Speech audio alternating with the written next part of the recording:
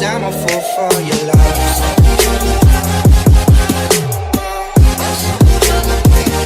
अस्सलाम वालेकुम। तो कैसे हैं आप लोग? उम्मीद करते हैं ठीक होंगे, खैर खैरियत से होंगे, जावे होंगे, बड़े बेहतरीन होंगे। तो यार आज हमारा रिएक्शन वीडियो रहता किस पे है?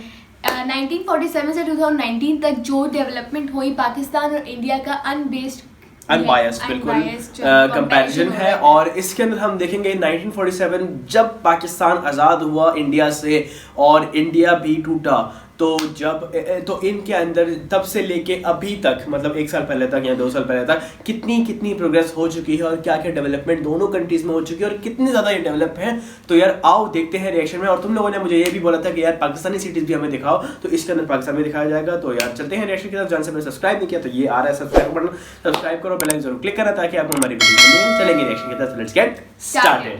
3 2 1 गो। हेलो दोस्तों, स्वागत है आपका चैनल की एक नई वीडियो में। तो इस वीडियो में हम कंपेयर करेंगे 1947 के भारत और पाकिस्तान को आज 2019 के भारत और पाकिस्तान से। खैर इस कंपैरिजन को आज के समय में तो कट टू कट कंपैरिजन कहना सही नहीं होगा, लेकिन 1947 में जब दोनों देश अलग हुए थे तो दोनों देशों के हालात बिल्कुल एक जैसे थे, क्योंकि पहले दोनों ही देश एक ही देश का हिस्सा थे। लेकिन तब से लेकर अब तक आखिर दोनों देशों ने कितनी तरक्की की, फिर चाहे वो शिक्षा के क्षेत्र में हो, बिजनेस के क्षेत्र में, तकनीक के क्षेत्र में या फिर अंतरिक्ष के क्षेत्र में। आखिरकार 1947 से अब तक दोनों देशों में कितना परिवर्तन आया। तो अगर आप भी इस सब के बारे में जानना चाहते हैं तो देखते रहिए इस वीडियो को। हेलो दोस्तों, मेरा नाम है दीपक, आप देख रहे हैं इनक्रेडिबल फॉर यू। तो चलिए शुरू करते हैं। हमारे व्यूअर्स ना बुरा मान जाए। हाँ, बुरा मान जाएंगे। तो भारत और पाकिस्तान 15 अगस्त 1947 को आज़ाद हुए थे, लेकिन पाकिस्तान अपना स्वतंत्रता दिवस एक दिन पहले यानी कि 14 अगस्त को मनाता है। वहीं भारत 15 अगस्त को ही हर साल अपना स्वतंत्रता दिवस मनाता है। 1947 में जब देश आज़ाद हुआ तब कोई जनगणना नहीं हुई थी, लेकिन 1951 में हुई जनगणना के अनुसार भारत की साक्षरता दर यानी कि लिटरेसी रेट उस समय 18.33% के आसपास थी। मतलब तब पूरे भारत में केवल 18.33% लोग ही लिखना और पढ़ना जानते थे। पाकिस्तान के हालात भी उस समय वैसे ही थे। आखिरकार दोनों एक ही देश का हिस्सा जो थे, कुल 16.9% लोग ही उस वक्त पाकिस्तान में लिख या फिर पढ़ सकते थे। लेकिन वर्तमान स्थिति बेहद ही अलग है। भारत ने जहां शिक्षा के क्षेत्र में बेहद ही तेज गति से काम किया, वहीं पाकिस्तान उसका मुकाबला समय के साथ नहीं कर पाया। वर्तमान में भारत की साक्षरता दर 75% से भी ज्यादा है, जबकि पाकिस्तान की लिटरेसी रेट तकरीबन 58% ही है। और साथ ही इस बात को भी ध्यान में रखना जरूरी है कि भारत की जनसंख्या पाकिस्तान से कई गुना ज्यादा है, फिर भी भारत का साक्षरता दर पाकिस्तान से काफ़ी ज़्यादा है। वहीं भारत में आज़ादी के बाद कई डेडिकेटेड इंस्टीट्यूट्स की चेन बनाई गई, जैसे कि IITs, NITs, IIITs, IIMs और एम्स वगैरह, जो कि दुनिया की टॉप 100 से 500 यूनिवर्सिटीज़ और इंस्टीट्यूशंस की लिस्ट में आती हैं। वहीं भारत में बेंगलोर में स्थित इंडियन इंस्टीट्यूट ऑफ साइंस दुनिया की टॉप 100 इंस्टीट्यूट्स के अंदर आता है, जबकि पाकिस्तान में ऐसी कोई डेडिकेटेड एजुकेशनल इंस्टीट्यूट्स की चेन मौजूद नहीं है, क्योंकि उन्होंने कभी इस पर इन्वेस्ट ही नहीं किया, जिसकी वजह से उनकी टॉप यूनिवर्सिटीज़ भी दुनिया की 100 या 500 यूनिवर्सिटीज़ में कहीं दिखाई नहीं देती। अब अगर किसी देश के डेवलपमेंट के बारे में जानना हो तो GDP का जिक्र ना आए, ऐसा हो ही नहीं सकता। 1960 के दशक में पाकिस्तान की GDP तकरीबन 3.7 बिलियन $, थी, जबकि भारत की GDP उस समय 37 बिलियन डॉलर्स के आसपास थी। लेकिन पर कैपिटा इनकम के मामले में पाकिस्तान उस समय भारत से आगे था, और उस दशक में ये मानना पड़ेगा कि पाकिस्तान के हालात भी भारत से अच्छे थे। लेकिन आज की मौजूदा भारत की GDP पाकिस्तान को कहीं भी टिकने का मौका नहीं देती है। 2019 में पाकिस्तान की estimated nominal GDP 284.214 billion dollars के आसपास होगी, जो कि दुनिया में 42वें नंबर पर है। वहीं 24वें नंबर के साथ पाकिस्तान की एस्टिमेटेड PPP GDP यानी कि परचेस पावर पैरिटी तकरीबन 1.202 ट्रिलियन $, के आसपास है। और इस वक्त पाकिस्तान की GDP तकरीबन 3.3% की दर से बढ़ रही है। जबकि भारत की नॉमिनल जीडीपी 2019 में 2.7 ट्रिलियन डॉलर से बढ़कर 2.936 ट्रिलियन डॉलर्स तक हो गई है, जो कि भारत को दुनिया की 5वीं सबसे बड़ी अर्थव्यवस्था बनाता है। वहीं भारत सरकार ने इसे 5 ट्रिलियन यूएस डॉलर्स तक पहुंचाने का लक्ष्य रखा है। वहीं भारत की परचेज पावर पैरिटी जीडीपी इस वक्त 11.326 ट्रिलियन यूएस डॉलर्स के आसपास है, जो कि पाकिस्तान से कई गुना ज्यादा है। और इस वक्त भारत की जीडीपी कुल 6% की दर से बढ़ रही है, जो कि फिलहाल पिछले साल के मुकाबले कम है। पाकिस्तान के इस हालात के जिम्मेदार वो कहीं न कहीं खुद भी हैं, क्योंकि पाकिस्तान पर इस वक्त विदेशों का बहुत ज्यादा कर्जा हो चुका है, जो कि लगातार बढ़ता जा रहा है। और पाकिस्तान का काफी पैसा सिर्फ उस कर्जे की किस्त को ही जमा करने में जा रहा है। ऐसा नहीं है कि पाकिस्तान ही वो अकेला देश है जिस पर विदेशों का कर्जा हो, लेकिन पाकिस्तान के मौजूदा हालात और उसकी अर्थव्यवस्था उसके इस कर्जे की रकम को उसके लिए मुश्किल बनाता जा रहा है। और खुद को पाकिस्तान का दोस्त कहने वाला चाइना भी इस वक्त पाकिस्तान का खूब जमकर इस्तेमाल कर रहा है। पाकिस्तान को खुद को इस हालात से निकालने के लिए जल्द ही बड़े और कड़े कदम उठाने पड़ेंगे। 1947 से 2019 में दोनों देशों ने भले ही तरक्की की हो, लेकिन एक चीज जिसमें आज दोनों देश बेहद ही खस्ता हालत हैं, वो है प्रदूषण। भारत हो चाहे पाकिस्तान, दोनों ही देशों में प्रदूषण की मात्रा 1947 के मुकाबले बेहद ज्यादा हो चुकी है, जो धीरे धीरे लोगों की जीवन शैली और आयु को भी कम करती जा रही है। दुनिया के 20 सबसे प्रदूषित शहरों में से 15 भारत के हैं। वहीं वर्ल्ड बैंक की एक रिपोर्ट के अनुसार एयर पोल्यूशन, नॉइस पोल्यूशन और कॉन्टैमिनेटेड ड्रिंकिंग वाटर जैसी परेशानियां पाकिस्तान में लगातार बढ़ती जा रही हैं।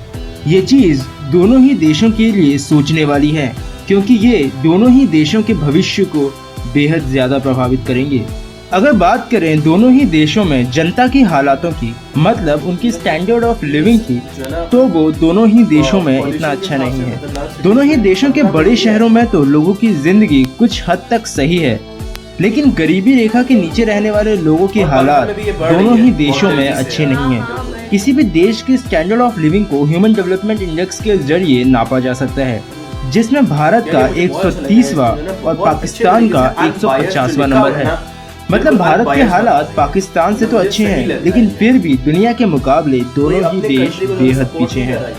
अब अगर बात करें 1947 के मुकाबले आज की दोनों ही देशों की मिलिट्री यानी कि आर्मी के पावर की, तो भारत इस मामले में भी पाकिस्तान से कई गुना आगे है।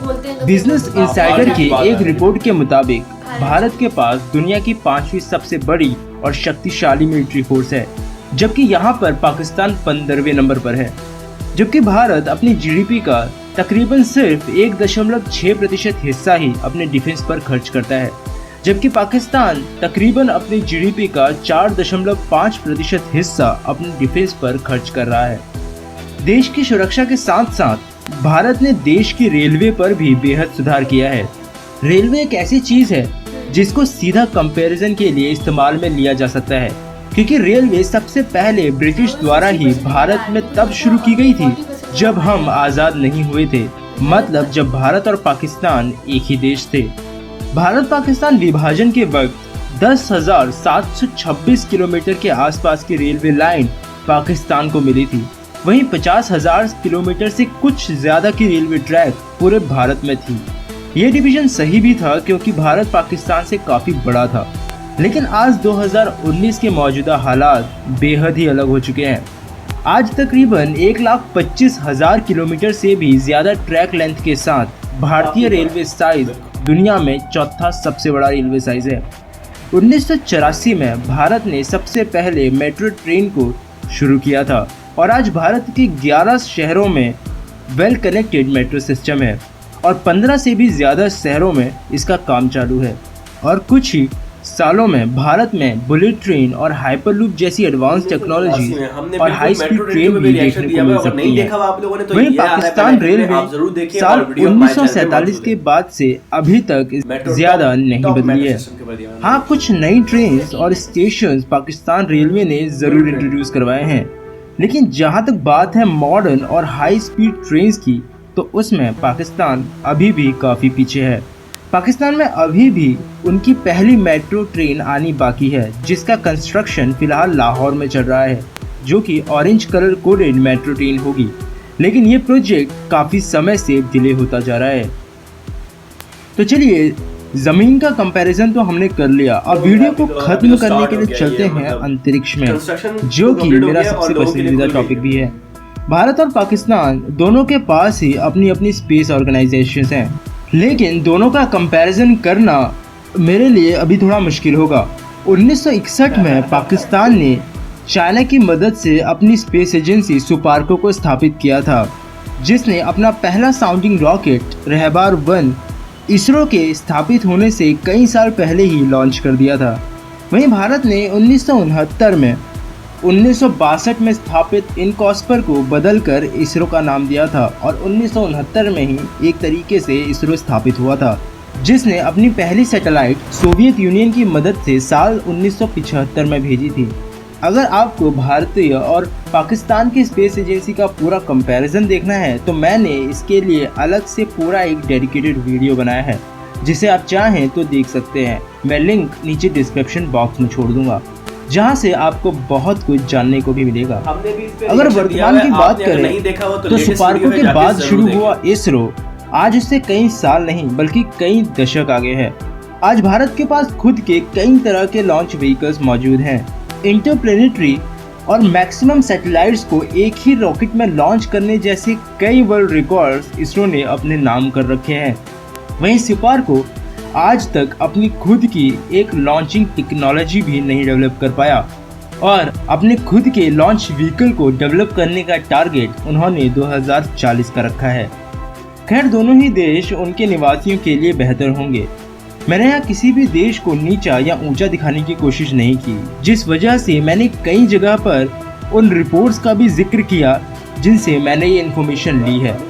आप चाहे कहीं से भी इस वीडियो को क्यों ना देख रहे हो, अंदर से आपको भी पता है कि जो इस वीडियो में बताया गया है वो पूरी तरह से सच है, ना कि किसी को छोटा दिखाने की कोशिश। पाकिस्तान और भारत 1947 से लेकर 2019 तक कितना बदले हैं, वो सब जितना मुझे रिसोर्स में मिला मैंने आपके सामने रख दिया। अब आप बताइए कि आपका इसके बारे में क्या सोचना है। तो फिलहाल के लिए इस वीडियो में इतना ही। उम्मीद करता हूँ कि आपको वीडियो पसंद आई होगी। अगर आपको वीडियो पसंद आई है तो लाइक करें, बिल्कुल ये बात बिल्कुल ठीक है, शेयर करें और अगर आप चैनल पर नए आए हैं तो चैनल को सब्सक्राइब किए बिना बिल्कुल मत जाइएगा। अच्छी थी और बिल्कुल अनबायस्ड रिएक्शन था इसका, बिल्कुल कंपैरिजन था इसके अंदर। बिल्कुल भी एक तरफ जो है ना किसी को सपोर्ट नहीं किया गया, बिल्कुल एक हद की बात बोली गई और हम चीज़ों से एग्री भी करते हैं, बिल्कुल एग्री करते हैं। और जहाँ तक बात है वो जीडीपी वगैरह का भी लोग नीचे कमेंट बॉक्स में, मुझे पता है बहुत सारे लोग जो है ना अपनी अपनी साइंस लेकर आएंगे कि ये जीडीपी हमारी इतनी, मुंबई से ज़्यादा हमारी जीडीपी, पूरे पाकिस्तान की इतनी जीडीपी, महाराष्ट्र सिर्फ एक पूरे पाकिस्तान की जीडीपी से ज़्यादा है। यार देखो, जितना आपका महाराष्ट्र है उतना हमारा पाकिस्तान है। फिर आप इंडिया पाकिस्तान का कंपैरिजन करते हैं। भारत जो हमारे बॉर्डर टू बॉर्डर कॉन्फ्लिक्ट्स हैं वो तो हैं, भारत हम उनसे मना नहीं करते, लेकिन हम जो है ना इस चैनल का मकसद ही प्यार और मोहब्बत बांटना है। तो जो है ना प्यार करें, मोहब्बत करें और एक दूसरे के नेशंस को और रिस्पेक्ट करें। बिल्कुल रिस्पेक्ट करने का एलिमेंट बहुत ज्यादा जरूरी है। बीच में कुछ मिसअंडरस्टैंडिंग आ जाती है और वो मिसअंडरस्टैंडिंग पाकिस्तान और इंडिया के दरमियान बहुत है। सही बात। तो अगर जो है ना 1% लोग भी अगर देख रहे हैं और हमें जो है ना एक बेहतर अपना इमेज बना रहे हैं पाकिस्तानी के बारे में, तो मतलब कि हमारा ये चैनल बनाने का मकसद पूरा हो गया, ठीक है ना। और जहाँ तक बात ये की जाती है जीडीपी की और इतनी ज्यादा पावर की, तो जाहिर सी बात है लैंड जो है लोग कितने ज्यादा हैं, लैंड कितना है और उसी हिसाब से मैनेजमेंट पे भी असर पड़ता है। हाँ, लेकिन जितनी ज्यादा आपको लैंड का भी फर्क है, टोटल एरिया का भी फर्क है, पॉपुलेशन लेकिन उसके साथ उसके अलावा हमारे हुक्मरानों का भी फर्क है। ओके, हुक्मरानों का भी फर्क है। और देखो मोदी की हुकूमत एक काफी अरसे से चल रही है और उनका एक ही लीडर है, वो एक ही लीडर को हमेशा लेकर आते हैं। ये हमारा जो एक मोमेंटम में चीज चली जाती है ना, तो वो अच्छी एक बंदा जो शुरू करता है, फिर हमारे मुल्क में इस तरह होता है एक जो प्रोजेक्ट शुरू होता है अगला आता है उस प्रोजेक्ट को रुकवा देता है, फिर वो प्रोजेक्ट पूरा ही नहीं होता। तो एक बंदा अगर 5 साल में एक प्रोजेक्ट स्टार्ट करता है, अगला आता है 5 साल को। अभी जैसे इमरान खान आया और उसने ऑरेंज लाइन जो हमारी फर्स्ट मेट्रो है वो रुक गई थी। तकरीबन 1.5 साल ताखीर का शिकार होके, मतलब इसने 1.5 साल thank you very much for this video. Last और सब्सक्राइब नहीं किया हो तो ये आ रहा है, सब्सक्राइब करो, बेल आइकन क्लिक करा ताकि आपको हमारी वीडियोस मिलती रहे। मेरे एक नए रिएक्शन के साथ, तब तक के लिए अपना बहुत बहुत ख्याल रखिएगा और लाइक कर दो। नहीं अल्लाह हाफिज़। पहले लाइक करो इस वीडियो को, ठीक है, और अब अल्लाह हाफिज।